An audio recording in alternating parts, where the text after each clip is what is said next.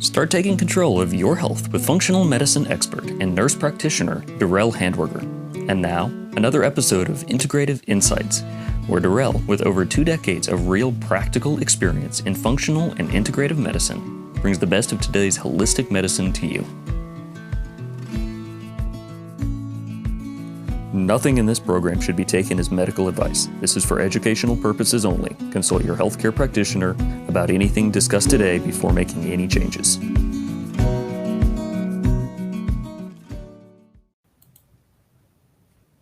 Hello and welcome to Integrative Insights with Darrell Handwerger. I'm Ryan. I'm the guest host of Integrative Insights, and Darrell is to my I guess that'd be my right. Hello, Ryan. Hi, how you doing? Thank you for having me, and thank you, and we appreciate everyone for tuning in. And my name is Darrell Handwerger. I'm a board-certified family nurse practitioner, also board-certified as a holistic nurse practitioner.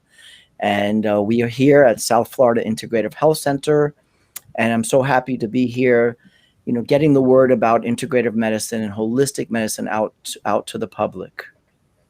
Yeah, excellent. Well, I've got a few questions for you. I'd like to ask them to hopefully shed a little bit more light on what the aim is, what the goal is of the South Florida Integrative Health Center, and your focus.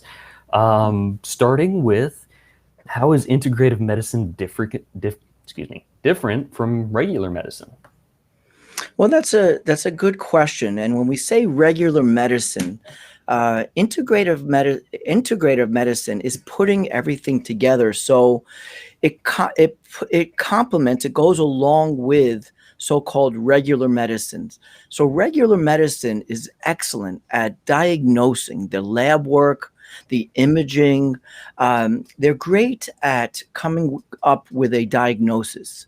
The difference is, how are we going to approach, how are we going to really treat the person with that diagnosis? Are we going to look at the person holistically, or are we going to look at the person from a specialty point of view?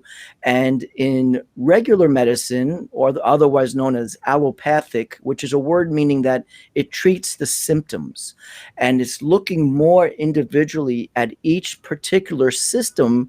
And that's why there are specialties, and an endocrinologist is looking at one thing from their perspective, and a GI specialist, gastroenterologist, is looking at that person from their perspective. Whereas in integrative medicine, we look at the whole person and we put it all together.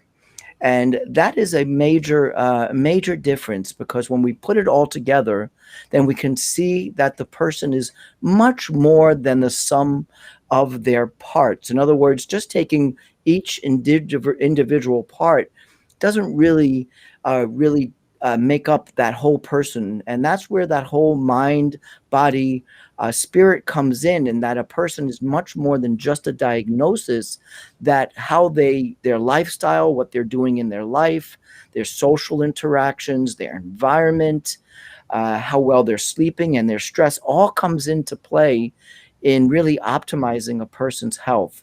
So integrative medicine really looks at a person holistically, not just each individual system, but holistically, as well as the mind, body, spirit, putting that all together. Interesting. Yeah. I've heard you say before, you got to get to the root cause. What does that mean? Well, yes, we hear that a lot in as far as integrative medicine. You see that it's important to get to the root cause. See, in regular medicine or allopathic medicine, as we're saying, they are more symptom oriented. There's medications mostly that are treating symptoms. And when we get to the root cause, we're looking at what are these underlying pathways that are causing a person's symptoms. So what we want to look at is there inflammation? Is there a problem with detoxification? Is there something in the environment setting off a person's inflammation, like environmental toxins, heavy metals, or some of the other chemicals in our environment? So root cause medicine doesn't always just look to treat the symptoms. We're looking to see what are the underlying pathways, and then we support those pathways. And once we can find that root cause, now quite often we're finding that the gut, for example, is a major root cause of, for example, arthritis. So someone could be having pain in their elbow from arthritis, but actually the root cause is coming from their gut, meaning that there's an overgrowth of bacteria. Some of these bacteria can be not only inflammatory, but they can key off the immune system that will cause our immune system to attack other parts of the body. So if we only focused on that elbow with physical therapy or direct, just focusing on that one part, we'd be missing that the source is coming from an overgrowth of bacteria. That's just one example of how a root cause, finding these underlying causes, these underlying pathways to what is causing a particular ailment. And that is a real important part of integrative medicine. Interesting. So once you find the root cause of it, that allows you to really get more focused on curing the problem as opposed to just covering it up. Interesting. Well, yes, and just to add to that, Ryan, is that in the covering up part is important, because when you're treating the symptoms and you don't get to the root cause, you're right. That's kind of like covering it up. And quite often in these chronic diseases, it is also important to be looking at a spectrum of health where we're not only looking for that diagnosis of pathology, of disease. We want to be ahead of the game, ahead of the disease process. And therefore, it's not quite curing. We don't often use that word, curing. What we're doing is lessening the symptoms. We're mitigating.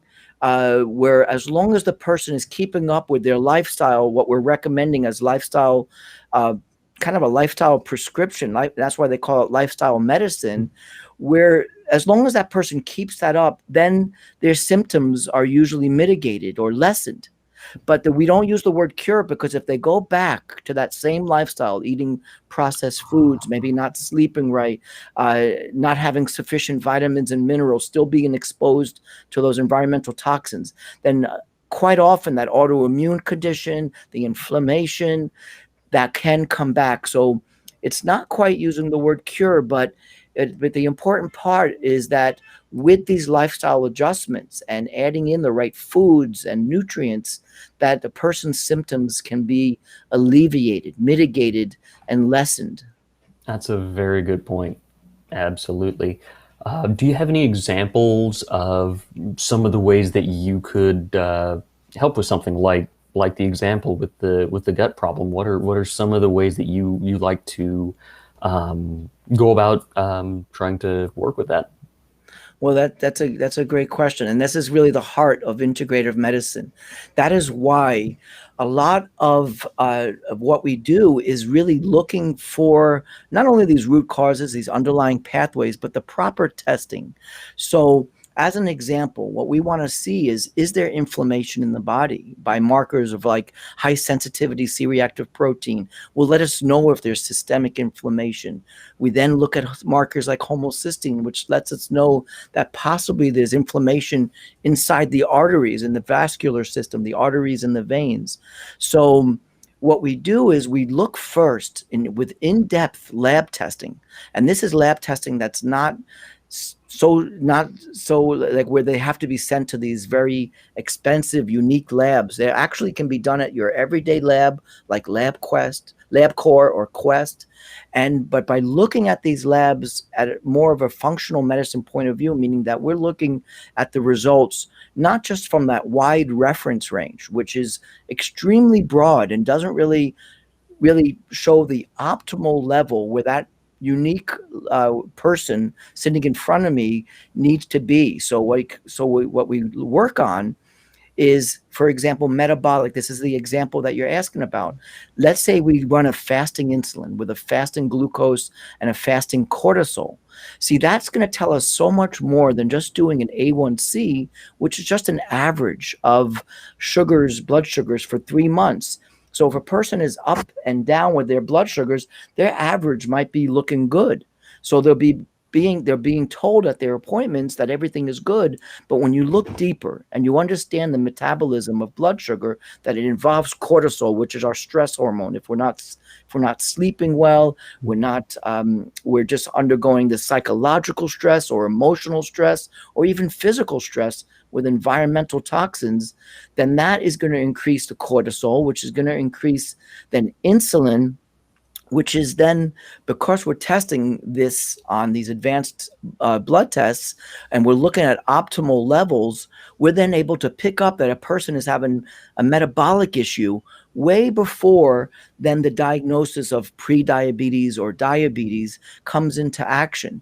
And we also, for cardiometabolic, the cardiovascular health, we're looking at really the root cause of cardiometabolic health, which is not just testing HDL and LDL and total cholesterol, which really doesn't complete the whole picture. What we're looking at for cardiovascular health is, are those particles of fat, those what they call lipoproteins, which comes from cholesterol, are they getting very small, which is called that particle size, or are they increasing in number? And that's called particle number. So just by adding a few more detailed lab tests into this everyday blood test that we do, even though they're every day, but we're looking at them in a more functional perspective, then we can learn a lot more about a person's cardiovascular health.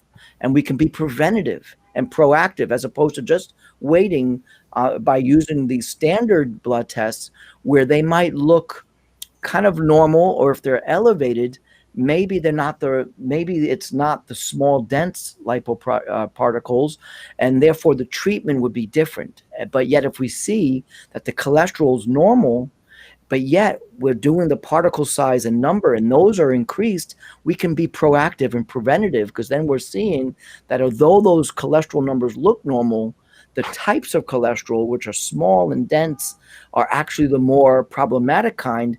Then we're going to really be proactive in that person's health and say, hey, we got to do these lifestyle changes, usually improving that cortisol and insulin and glucose, as well as oxidative stress, and providing enough antioxidants so we could help with those small dense particles and start alleviating that. And we can recheck on the blood tests to see if we're improving that particle size and number, improving cortisol and insulin and glucose. And that's a good example of really how we're helping people with this very prevalent metabolic syndrome that is out there today.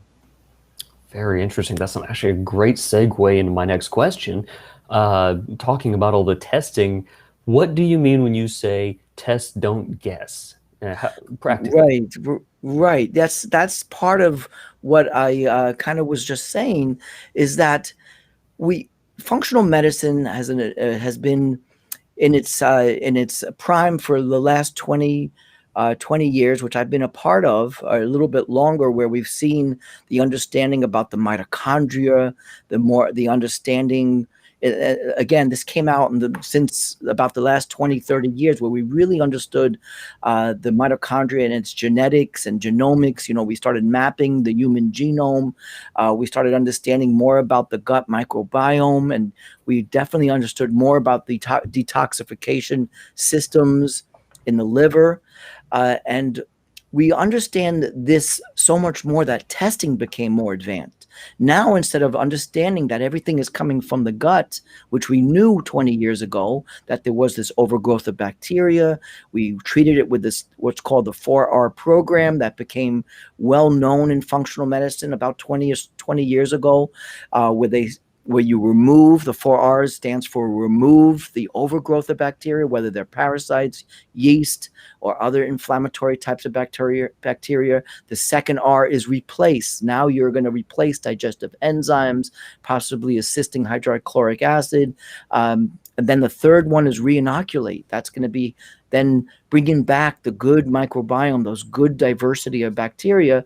And then the fourth R is repair, where you're using amino acids like glutamine and other herbs that are coating and healing to the stomach. So we had that 4R program, but what we didn't have was the very advanced testing that gave us the ability to know exactly what's going on with the microbiome. So we use this advanced DNA PCR testing, which really came to its prime about 5 years ago. And of course, we're using DNA PCR testing for a lot of situations now, viruses, bacteria, and it's being used a lot. So we use that now for the gut microbiome. So we can do a test where we see exactly the types of bacteria that we know that if overgrown, then that's the key. It's like we can get the number of, because many of these bacteria are okay to have in very small amounts. They're symbiotic with us. They call that commensurate. They kind of work to help us, but in very small amounts. But now with PCR DNA testing, we can see the quantity. So what we want to see is if they're beginning to overgrow, then that becomes inflammatory, because when they die off, they cause an inflammation. It's called lipopolysaccharides. It's basically the cell, the die off from these bacteria, the DNA makeup of those of that bacteria actually is causing inflammation to our gut. And so now what we want to test for is, does a person actually have an overgrowth of that bacteria? Do they have actually parasites? It's much more accurate now using DNA PCR technology versus a culture, a stool culture. And now with testing for example, environmental toxins, it became way more advanced, where we can really see through certain types of advanced urinary testing, we can test metabolites of what these mold, for example, mold. It's not just testing the mold, it's testing the mycotoxins, the metabolites from the mold. It became more advanced. So now we can really come up with more answers and be more specific and individualize the medicine much more now with this advanced testing. And for example, we always knew about organic acids. We know about that in regular medicine because we use urinary testing. From the urine, we can see metabolites, how the body is processing things. So we use that actually when a baby is born. We see genetic markers actually through the urine. We can see that this child has a genetic disease based on urinary organic acid testing. But we took this knowledge and now advanced it to where we see the byproducts of mitochondria, the byproducts of yeast and bacteria in our gut, the byproducts of environmental toxins that are being processed through our body. We can see now how it's damaging our mitochondria, how our gut is using, how we might have an overgrowth of bacteria that's now making these byproducts in our urine. So these urinary organic acid tests are now advanced so further, where we can now use it, where we know what's happening in aging. Mitochondria is being there's some kind of this destruction of mitochondria, and we want to optimize that, so we can test for that. There's also, we can test now if there's environmental toxins. We can test now if there's an overgrowth of bacteria and yeast. So test not guess means now we really can individualize medicine and personalize medicine by using these advanced tests. And there's no need to then guess or make guess, which we were doing pretty well over 20 years ago. But now with these advanced tests, we should really aim to do this testing and then personalize the program to each unique person. Wow, that's really in depth. Obviously, speaking preventative medicine, what can we do to try to prevent some of these worst problems, and how do you approach that? Right. Preventative medicine is the key. And this is something that we really stress here at South Florida Integrative Health Center, is that there's a spectrum of wellness. And the spectrum goes to where you're feeling totally healthy and vital. Many of us remember the last time we felt energetic and vital. Might have been years ago. It might have been just a couple of years ago. But you have to think back at when you felt energized and vital, where you had the energy to get up in the day and take on all the tasks, and your mind and everything was thinking crisply. So there's that spectrum where someone is at that level, where total wellness and vitality. But then there's the spectrum where it goes all the way to where there's now a pathology and a disease. Within that spectrum, most of us fall somewhere. And what we want to do is be preventative, meaning that are we moving up to the spectrum of total wellness, or are we moving towards the other end of the spectrum of pathology or disease? Usually regular medicine doesn't pick up much of this until we're already too late. It's already at the point of either, for example, pre-diabetes. It's usually too late, even though they came up with the word pre-diabetes. Only really, if you look at that history of how they came up with that term, they used to call it impaired glucose tolerance, impaired fasting. But then they said, let's call it pre-diabetes to kind of to scare people, to let them know that, hey, they better do something about this. Otherwise, they're going to get to diabetes. So that was the first clue that there's a spectrum. And that only came about by that naming it pre-diabetes. But even so, you can catch that even earlier. And that's why, again, we do the glucose and cortisol and insulin. So we can even catch it earlier before that diagnosis of pre-diabetes. But we always want to be ahead of that spectrum and see if we're moving towards that direction. That's why we always look at previous lab work to see where a person is trending. Are they trending towards wellness and vitality, or towards that pathology or disease? So what we don't want to do is be like what they called in functional medicine the walking wounded. In other words, that we're walking around going through life, but we're not really at that total wellness part. And that's preventative medicine, is now getting a person where we optimize all these underlying pathways, look at methylation, detoxification, the antioxidant status, and oxidative stress, and we look at essential fatty acids and the gut microbiome. We want to really optimize health and all these pathways.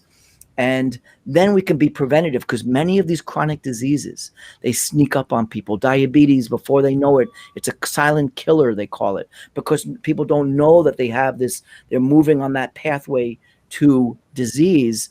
And while they're moving on that pathway to disease, they're actually, the body's causing destruction, the nerve damage in the eyes. They call that retinopathy, or all the things that having elevated sugars, what that does, having elevated sugars, it's causing that damage even before that diagnosis. So to be preventative means you're going to really take charge the minute you see that a person is moving and trending towards the diagnosis of pathology. So you want to be preventative. Same with cardiovascular disease. As I mentioned, the reason why we check inflammation, oxidative stress, homocysteine, C-reactive protein, particle size, and number is because we want to catch that early, because we have natural solutions. We don't always have to give medications if we catch it early. Of course, medications play a role when it already is a pathology and a diagnosis, but we can catch it early, be preventative and we could use natural solutions such as nutrients, vitamins, herbal, botanical medicine, and of course, food as medicine. Oh, food is medicine. I was going to ask you about that actually, because I know you're a strong believer in that. What do you mean by food is medicine? Right. Food as medicine is really something that we've used as that term for, again, since for functional medicine for over 2 decades. And what that means is, well, you could have food that we use in everyday cooking, like rosemary and basil, and that is considered a food, of course. We're adding it, it's a culinary herb. We're adding it as a food, and that has its benefits. Like adding ginger has its benefits. It helps with digestion and nausea. But when you concentrate that particular herbal medicine, or if you concentrate a food like blueberries and you really concentrate it, then that becomes much more active in the body. And it becomes more like a medicine, and you have to treat it like a medicine. In some ways, be cautious, because it's now going to have medicinal properties when you really concentrate a food, like an herb, for example, or like oregano, and you super concentrate it. So now it's an oil that's really concentrated. Now that oil is going to become more like a medicine. And in that case, you do have to be aware of interactions with, if a person is taking, if they are taking medications, then at that point, this herb, which was fairly innocuous as just a herb that you would add into your cooking, but now that you've concentrated it, it became like a medicine. The good side of that is that now it has its therapeutic, much more of a therapeutic value. And we use something like oregano to help with yeast overgrowth, to help with some respiratory conditions and other types of overgrowth of bacteria. And we use it as an herb, as adding it in as a culinary herb. But when we want to use it as medicine, then we're going to concentrate it. But then we have to be aware that it's going to have its effects if a person is taking medications, they have other conditions that we're dealing with. So food as medicine does refer to it in its concentration. If it's just being used in its natural form, like some people just buy turmeric powder. Turmeric powder is really just the root that's been ground up. But when they isolate the active ingredient called curcumin, then that is really like a medicine. They'll take out the active ingredient, and then they're going to concentrate that active ingredient. And now that same turmeric, which was once just a food, but a very therapeutic food, meaning that if you eat it every day for many years, as we see in certain cultures, certain groups of people, especially in the Ayurvedic, in the continent of India, where they use a lot of turmeric, they see a lot of health properties. They make it with coconut milk. They make these wonderful drinks, and we see that people have a lot less diabetes, a lot less heart disease. So we see it as used as a food is very preventative over the years. But when we need to use it as a medicine, if we need to really help a condition out, like an overgrowth, like I mentioned, of yeast, or in the case of turmeric, there's inflammation going on, whether it's brain inflammation, or because we can measure that through homocysteine, C-reactive protein, but then we might use that curcumin, the active ingredient in turmeric. Now that turmeric became a medicine because we isolated the active ingredient. But again, we have to now, because it's a medicine, be aware that it might have blood thinning capabilities. So if someone's on a blood thinner, they have to be aware of that. It might actually lower iron levels. So we have to be aware of a person's iron levels. So once you concentrate turmeric and you're using it like that, you do have to be more aware. So not only does it have its good effects, it has the effects that you have to be aware of, and that is where it becomes a powerful medicine. And it's incredible when we use food as medicine in that way. But I do recommend, as far as using it as a food, uh, these herbs and these roots. For example, turmeric is a root. Ginger is a root. You even have a plant like horseradish is a root, which has therapeutic properties. And beet is a root that has nitric oxide. So roots are very powerful. And other plants are extremely powerful. Just adding them to your diet, adding ginger, as making ginger tea, or just cutting it up, adding it in your food. But as an example, for example, today we had to use garlic. Garlic is great to add to your nutritional, to what you're cooking. But when we concentrate garlic, we're going to use it because we're going to deal with a candida overgrowth. We have other ways that we deal with that, but one of the ways is to add this concentrated, to make garlic like a medicine. When you concentrate it and deliver it, in this case to the gut, where we were dealing with a certain type of overgrowth, in this case yeast. So that is a targeted food, can be a targeted in that way as well. So yeah, it's a powerful medicine, and it goes back to Hippocrates, who said, "Food is medicine, and let your medicine be your food." That's really interesting. So it sounds like, in a very concentrated form, it could have some pretty significant impact. Adding it to your food, probably a good idea generally, a lot of different things. But if you were trying to get really concentrated, it would probably be a good idea to come see someone like you, wouldn't it? That's where it comes in handy to have someone to partner with on your wellness journey. There's so many times that a person has almost everything right. They've adjusted their food their diet, they've taken the supplements that they're taking. Almost everything is right. It's just a few different things that need to be adjusted. And that's where someone like myself, someone who's been doing this for a couple of decades, really studying the scientific literature, how does it really apply? That's the key. How do you apply it in the clinical setting? Very practical. And that's why I've always been in the clinical setting. In my experience in the world of nutrition, I also have a degree in dietetics. So that's a degree in nutrition. And as a family nurse practitioner, I specialize in endocrinology, which is dealing a lot with cellular communication between our organs and glands, and how the thyroid and adrenals and our other hormones are communicating with each other. So it is very helpful to have someone who's really studied the literature and the evidence, knows how to apply it.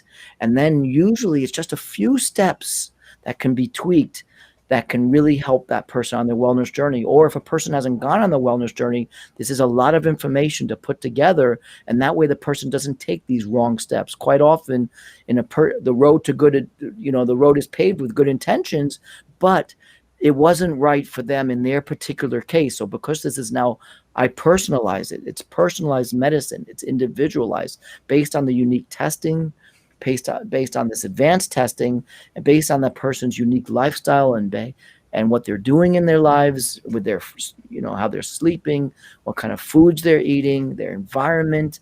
So it really needs to be individualized and personalized. And we really need to tweak it and to adjust it where a person goes on that wellness journey without taking these steps that really throws them off. And yes, so that's what our main mission is here at South Florida Integrative Health Center. Oh, that's brilliant.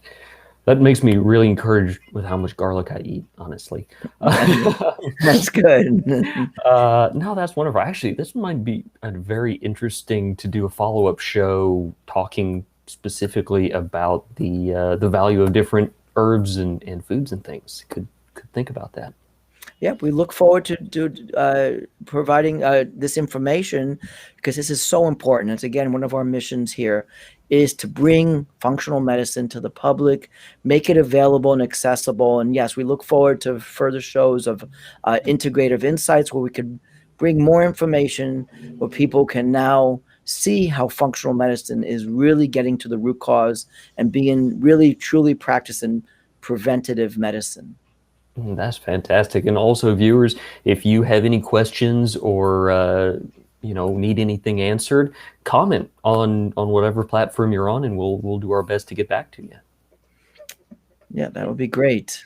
That would be great. I definitely check my Facebook pages and everything. If there are any questions or comments, I definitely respond to that, and that would be great. That's really wonderful. We're here to. Our mission is to help others reach optimal levels of health. Absolutely. Well, you have anything else to add, Darrell, before we sign off? I think we'll look forward to our next show of Integrative Insights, and I appreciate everyone for staying tuned, and really hope you got something really good out of this, and we're here to help. I think we did. Thank you, Darrell. Appreciate you. Thank you. Thank you very much.